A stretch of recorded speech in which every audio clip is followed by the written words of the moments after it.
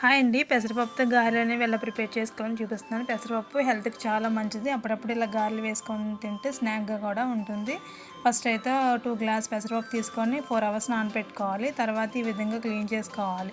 తర్వాత గ్రైండర్ తీసుకొని గ్రైండర్‌లో పప్పు అనేది వేసుకోవాలి. మనం గార్లిక్ అనేవి మిక్సీలో గ్రైండ్ చేయకూడదు. మిక్సీలో గ్రైండ్ చేస్తే గారెలు అనేవి గట్టిగా వచ్చేస్తాయి. ఇలా గ్రైండర్‌లోనే గ్రైండ్ చేసుకుంటే మంచిది. ఇందులో టేస్ట్‌కి సరిపడగా సాల్ట్, కొన్ని వెల్లుల్లిపాయ రెబ్బలు వేసుకొని సాఫ్ట్‌గా వచ్చే వరకు గ్రైండ్ చేసుకోవాలి.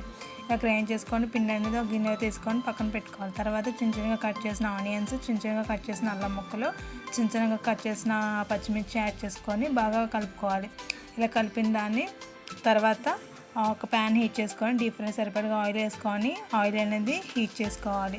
తర్వాత ఒక పాల కవర్ తీసుకొని రౌండ్గా ముద్ద తీసుకొని వేళ్ళతో అలా అద్దుకుంటూ గారెలని తీసుకొని ఆయిల్లో వేసుకొని ఫ్రై చేసుకోవాలి. ఇలా విధంగా చూపించిన విధంగా గారెలు అనేవి ఆయిల్ వేసుకొని ఫ్రై చేసుకోవాలి.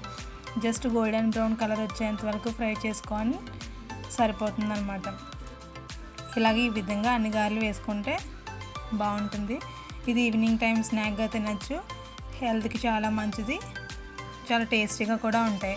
చూసారా ఎంత ఈజీగా ఉన్నాయి పెసరపప్పు గారెలు. ట్రై చేయండి, చాలా ఈజీగా ఉంటుంది.